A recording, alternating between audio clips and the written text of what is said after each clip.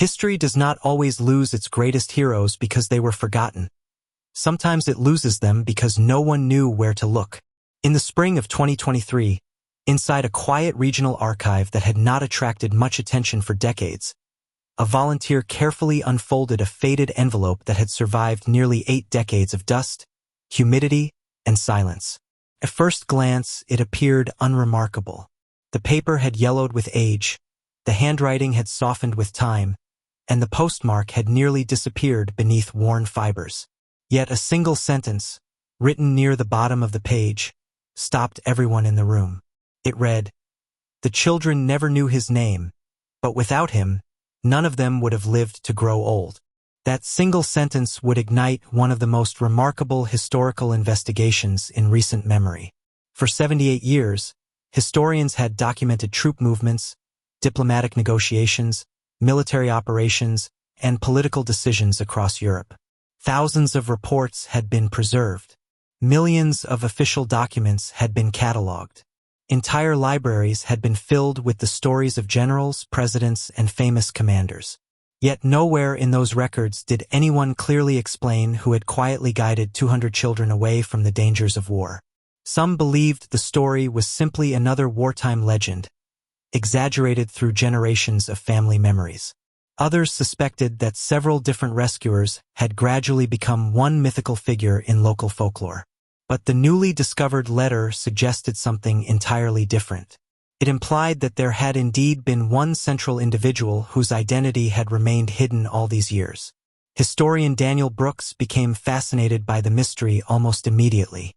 Unlike treasure hunters searching for dramatic discoveries, Brooks understood that history usually revealed itself through patience rather than coincidence. Every surviving receipt, transportation record, handwritten diary, church registry, census list, and military memorandum could become another piece of an enormous puzzle. Rather than beginning with assumptions, he started with one question. Who was the unnamed person described in the letter, and why had history forgotten someone responsible for saving so many young lives? The deeper Brooks searched, the stranger the story became. Official wartime reports acknowledged that large groups of children had somehow disappeared from areas threatened by military operations, only to reappear months later in safer communities. Yet the reports rarely explained how those movements had been organized or who had coordinated them. Witnesses mentioned strangers arriving before sunrise. Some remembered trucks without identifying markings. Others recalled trains that appeared unexpectedly before quietly departing again. A few survivors remembered only fragments from childhood, including a calm voice promising that everything would be all right, though none could later identify the person behind those reassuring words. Curiously, every trail seemed to end just before revealing a name. Documents had been misplaced. Signatures were missing, photographs lacked captions, and official correspondence often referred only to "our friend" or "the captain" without further explanation. It was almost as though someone had intentionally removed one identity while leaving the rest of the story untouched. Brooks refused to treat coincidence as evidence. Instead, he assembled timelines, compared archival collections from multiple regions, and carefully cross-referenced survivor interviews with transportation schedules and surviving administrative records.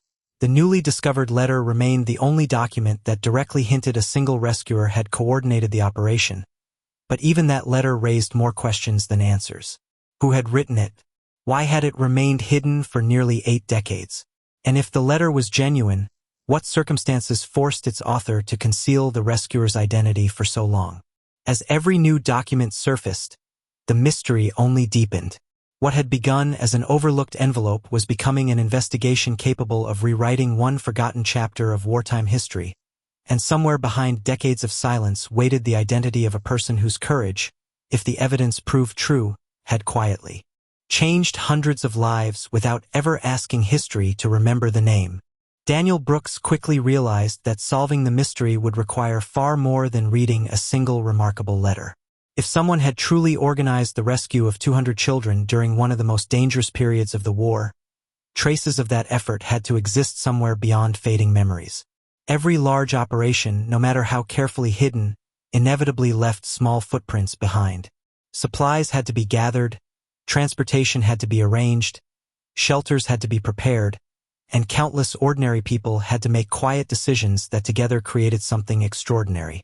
Brooks began visiting archives across several countries, requesting access to forgotten municipal records, parish registries, wartime transportation logs, refugee lists, and handwritten correspondence that had not been examined for decades. Many of the boxes had not been opened since they were first placed on storage shelves shortly after the war ended. Most contained nothing directly connected to the mystery, yet each eliminated another possibility and slowly narrowed the search. What surprised Brooks most was not what he found but what appeared to be missing. Several transportation records listed unusually large groups of unidentified children arriving in safe communities during the same months described in the newly discovered letter, yet the columns identifying who authorized those movements had been left blank. Other reports mentioned volunteers distributing food and blankets to children who could not identify their parents or explain how they had arrived. Local officials carefully documented the children's health, estimated ages, and temporary housing, but almost none of the reports identified the individual responsible for bringing them there. It was as though an invisible hand had guided every step before quietly disappearing without recognition. Survivor interviews revealed equally intriguing details. Although many witnesses had been very young during the war, certain memories remained remarkably consistent despite the passing decades. Several remembered traveling mostly at night. Others described long periods of silence while adults repeatedly reminded them not to ask questions. Some recalled being told to memorize new names in case anyone asked who they were. One elderly survivor described a calm man who always smiled before speaking, never raised his voice, and somehow convinced frightened children that tomorrow would be better than today. Another remembered being handed a small wooden toy shortly before boarding a crowded vehicle, believing for years that the toy had come from a family member before later realizing it had likely been given by the unknown rescuer himself. None of these memories alone proved anything, yet together they suggested careful planning rather than chance. Brooks mapped every testimony against surviving wartime records. Gradually, clusters of events began appearing along the same routes. The children had not wandered into safety randomly.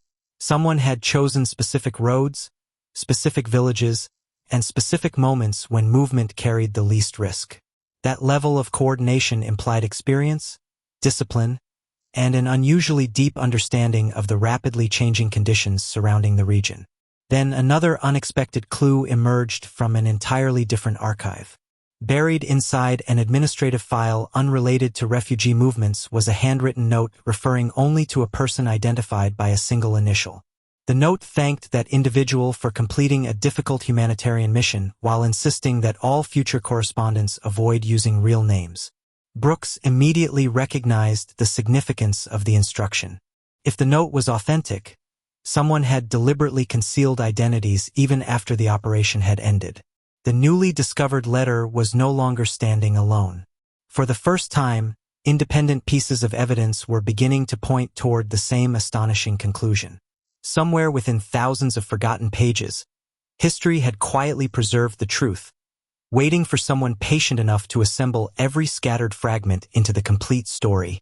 As the investigation expanded, Daniel Brooks became increasingly convinced that the missing identity had not vanished by accident but had been carefully protected by the very people whose lives had been transformed decades earlier.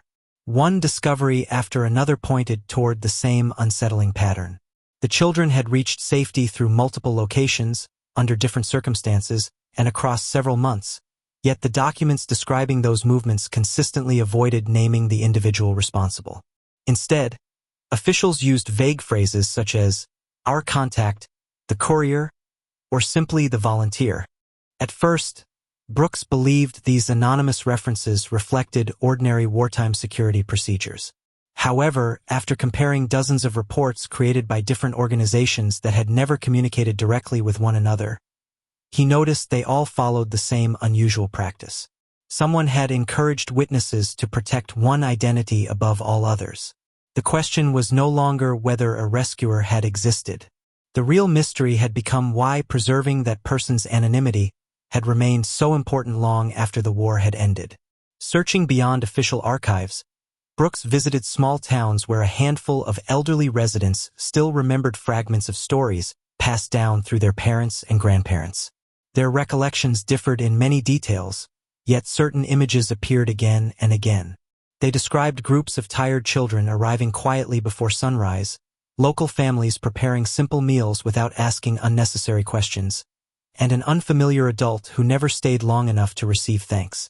One woman recalled that her mother always placed an extra loaf of bread on the kitchen table whenever unexpected visitors arrived, because she believed someone somewhere was risking everything to bring another group of children through the countryside. Another resident remembered seeing bicycles hidden inside old barns and wagons prepared long before they were ever needed, suggesting careful planning rather than desperate improvisation. Brooks carefully recorded every memory, understanding that oral history alone could never prove what had happened but could often reveal where documentary evidence should be sought next. Then another remarkable coincidence emerged. A collection of handwritten church records listed temporary baptisms and emergency identity changes for several children during exactly the same period described in the mysterious letter. The records never explained why these unusual entries had been created, but they demonstrated that local communities had quietly cooperated in protecting vulnerable children whose true identities could not safely be revealed at the time. Even more intriguing was a notation written in the margin of one faded page. It simply read, "The messenger returned tonight. More little ones are safe." There was still no signature, no full name, and no direct explanation, yet the wording echoed descriptions already found in multiple archives. Brooks now had independent evidence from municipal records, survivor testimony, personal correspondence, transportation documents, and church registers, all pointing toward a coordinated rescue effort carried out by someone who intentionally remained invisible. Yet one puzzle continued to resist every attempt at explanation. If hundreds of lives had depended upon this remarkable operation, why did none of the surviving children remember the rescuer's face with certainty? Brooks believed the answer might lie not in what the children had forgotten, but in what the adults around them had deliberately chosen never to tell. Somewhere beyond the surviving documents, another layer of the story remained hidden, and the faded letter that had begun this extraordinary search suddenly seemed less like the final answer and more like the first page of a much larger truth waiting patiently to be uncovered. Ironically, the closer Daniel Brooks came to identifying the unknown rescuer, the more carefully he separated confirmed evidence from compelling speculation. Every experienced historian understood the same principle. A remarkable story becomes stronger, not weaker, when every conclusion is supported by reliable sources. Brooks therefore returned to the archives with a different objective. Instead of searching for one dramatic document that revealed the rescuer's identity, he focused on reconstructing the rescue network itself. Transportation manifests, church registries, municipal correspondence, refugee administration files, and personal diaries all painted the same broad picture. Groups of children had indeed been transferred from dangerous areas to safer locations during the period in question, often through the coordinated efforts of local communities, humanitarian organizations, religious institutions, railway workers, and ordinary civilians. What remained uncertain was whether those efforts had been directed primarily by one individual or by several people working together. That distinction mattered. If the documentary claimed that one anonymous hero alone saved 200 children, the evidence needed to demonstrate exactly that. If the historical record instead pointed toward a coordinated network with one central organizer, then the story should reflect that reality. Brooks compared every surviving witness statement with contemporary records rather than relying on memories alone. Some recollections matched official dates almost perfectly, while others reflected the understandable effects of decades of time.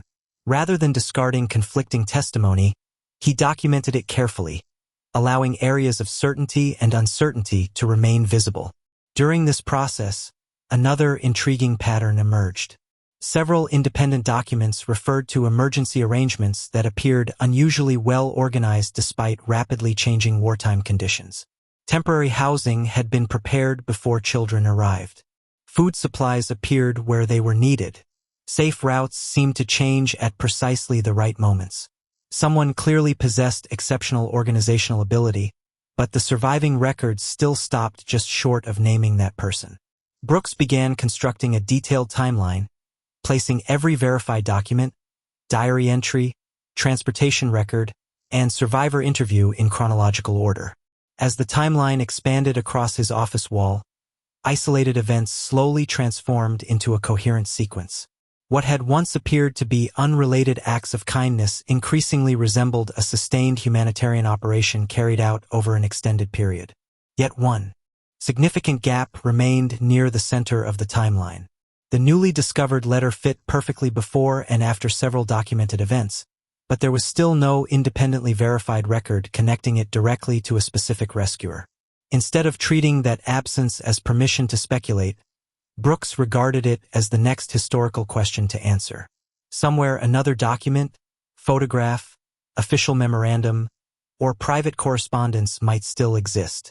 Until then, the evidence already established something remarkable beyond dispute. Hundreds of children had reached safety through an organized effort that history had never fully explained. Whether that achievement belonged to one extraordinary rescuer or to a courageous network centered around an individual whose identity remained hidden would depend on what the next layer of evidence revealed. And Brooks was determined to let the historical record, rather than imagination, provide the answer. Weeks passed before Daniel Brooks encountered the document that changed the direction of the investigation once again. Unlike the faded letter that had first sparked his curiosity, this discovery was neither dramatic nor immediately impressive. It was a routine administrative ledger stored among thousands of unrelated wartime records, and most researchers had likely overlooked it because its title suggested nothing more than ordinary supply distribution.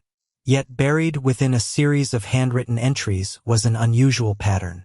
Multiple deliveries of food, blankets, medicine, and children's clothing had been recorded within remarkably short intervals, all traveling toward the same cluster of villages identified in Brooks's growing timeline.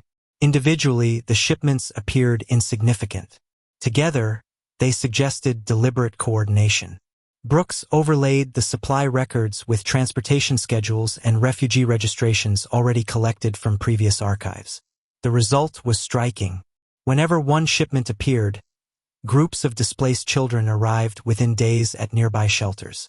Whenever transportation records indicated delays, temporary housing remained occupied longer than expected. The movements reflected careful planning rather than fortunate coincidence. Someone had anticipated each stage of the operation well in advance. As Brooks continued assembling the evidence, another important realization emerged. The surviving documents repeatedly demonstrated that no single act could have protected so many children without the quiet cooperation of countless ordinary people. Railway employees processed unexpected passengers without unnecessary questions. Local clergy maintained temporary records while protecting sensitive identities. Families opened their homes despite having limited resources themselves. Medical workers quietly examined exhausted children before arranging new accommodations. Every participant performed only one small task, yet those countless small decisions formed a chain that ultimately carried hundreds of young lives toward safety. The anonymous individual described in the original letter increasingly appeared not as a lone hero acting in isolation but as the central organizer of a remarkable humanitarian network. Even so, Brooks remained disciplined in separating what the evidence established from what it merely suggested. The archival record clearly demonstrated organized rescue activity, carefully timed movements, and extraordinary cooperation across multiple communities. What remained unresolved was the identity of the person coordinating those efforts. Several documents referenced instructions arriving through trusted intermediaries. Others mentioned meetings with an unnamed representative who never remained long enough to attract attention. One diary described a visitor who carried no visible insignia yet spoke with unusual confidence and precise knowledge of safe routes. None of these accounts identified the individual by name, but together they reinforced the impression that one experienced organizer had quietly connected dozens of independent acts into a single operation. Brooks returned once more to the original letter, this time examining not only its words but also its physical characteristics. The paper, ink, handwriting style, and postal markings all matched the approximate period indicated by independent archival evidence. A forensic document specialist confirmed that nothing about the letter appeared inconsistent with its claimed age, strengthening confidence that it represented an authentic historical source. Still, authenticity alone did not answer the central question. The identity behind the rescue remained hidden somewhere beyond the surviving documents. Yet the investigation had reached an important milestone. What once seemed like an impossible legend now rested upon a growing foundation of corroborated records, consistent timelines, and converging testimony. The mystery had become smaller, the evidence had become stronger, and for the first time in nearly 8 decades, it seemed increasingly likely that history had preserved enough fragments for the unknown rescuer's true story to emerge into the light.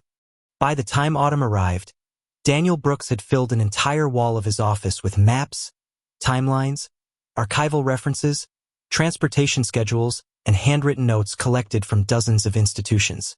What had once appeared to be isolated fragments now revealed an increasingly coherent picture.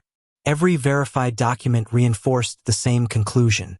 The rescue operation had been real, remarkably organized, and sustained over an extended period. Yet the identity of the individual at its center remained frustratingly incomplete. Brooks decided to pursue one final category of evidence that historians often overlooked: private family collections. Unlike government archives, family letters, photographs, notebooks, and personal journals frequently remained hidden for generations inside attics, closets, and forgotten boxes, preserved not because anyone believed they belonged in a museum but simply because no one had found a reason to throw them away. Through local historical societies, Brooks contacted descendants of railway workers, clergy members, municipal employees, and volunteers who had lived in the region during the war. Most conversations ended politely with nothing new to report, but several families remembered elderly relatives mentioning children who had quietly passed through their communities during difficult years.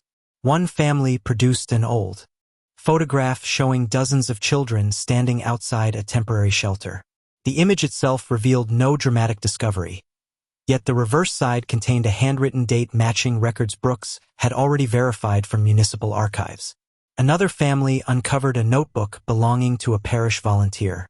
Although the entries focused primarily on food supplies, clothing inventories, and shelter capacity, several pages repeatedly mentioned preparing for the arrival of another group without identifying who had arranged the journey. The wording closely resembled phrases found in other independent documents, strengthening confidence that these communities had participated in the same coordinated humanitarian effort. Brooks then noticed something that had escaped previous researchers. Across multiple collections, regardless of who wrote them, references to the mysterious organizer consistently emphasized one characteristic above all others. The unknown individual never sought recognition. No witness described speeches, public praise, or personal celebration.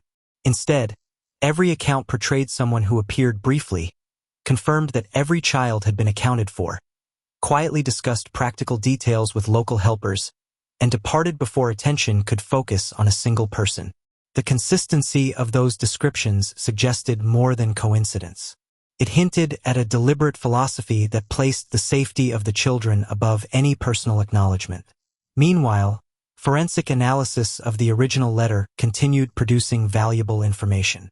Specialists confirmed that the ink, paper fibers, and handwriting characteristics aligned with materials commonly used during the final years of the war.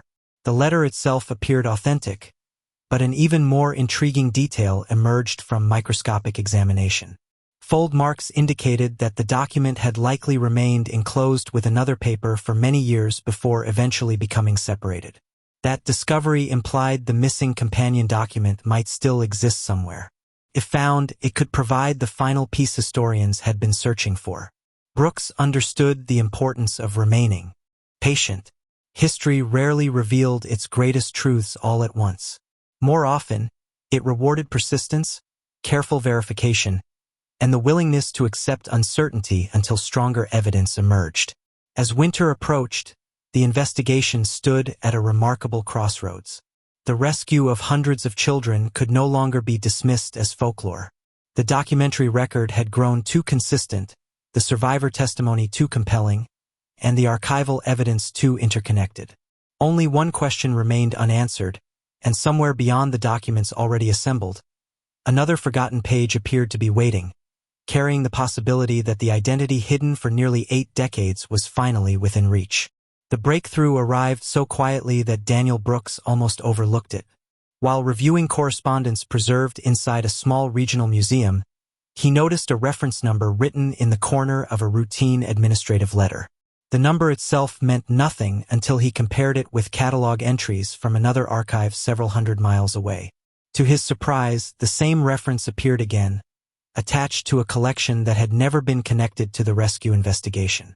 Within days, Brooks obtained permission to examine the material. Among receipts, supply inventories, and ordinary municipal paperwork rested a thin folder containing several pieces of correspondence exchanged during the final months of the war. Most of the pages discussed practical concerns such as transportation delays, shortages of clothing, and temporary shelter capacity. Then one paragraph immediately captured his attention. Without identifying anyone directly, the writer explained that our coordinator insists no names appear in official reports because recognition would only create unnecessary danger for those still helping. Brooks paused for several minutes before continuing. The wording perfectly explained the pattern that had puzzled him since the investigation began. The absence of a name was not an accident created by time. It had been an intentional decision made while the operation was still active. The more he examined the folder, the clearer the picture became. Multiple communities had agreed to protect one person's identity by replacing names with neutral descriptions whenever written records were created. They believed secrecy offered greater protection than recognition. Even after the conflict ended, many participants simply continued honoring that unwritten agreement. Brooks compared the newly discovered correspondence with the original letter that had launched the investigation months earlier. The language, writing style, and administrative references aligned remarkably well. Although they were written by different individuals, both documents reflected the same cautious habit of avoiding personal identification while emphasizing the successful movement of children into safer locations. Still, Brooks understood that responsible historical research required more than strong circumstantial evidence. Every conclusion needed independent verification. He therefore expanded his search once again, this time concentrating on signatures, handwriting samples, and personnel records connected to the communities already appearing throughout the timeline. During that process, another remarkable discovery emerged. Several surviving documents contained identical editing marks, suggesting they had passed through the hands of the same reviewer before being archived. That reviewer consistently removed personal names while leaving operational details untouched. Rather than hiding what had happened, someone had deliberately hidden only who had made it possible. The distinction changed everything. The investigation was no longer asking whether hundreds of children had been rescued. The evidence already supported that conclusion. Instead, it focused on understanding why an extraordinary humanitarian achievement had been documented in every practical detail except the identity of the individual coordinating it. Brooks gradually realized that the missing name itself had become part of the rescue strategy, preserved through decades because everyone involved believed anonymity had once protected lives. As the historical puzzle approached completion, one final archive remained unexplored. This catalog listed private family correspondence donated only recently by descendants who had never imagined the papers held broader historical significance. Brooks arranged his visit immediately, aware that the final answer might be waiting inside those unopened folders. If the evidence there confirmed what every previous discovery increasingly suggested, nearly 80 years of silence would finally give way to a carefully documented truth, supported not by legend or speculation, but by the combined weight of independent historical records patiently assembled piece by piece.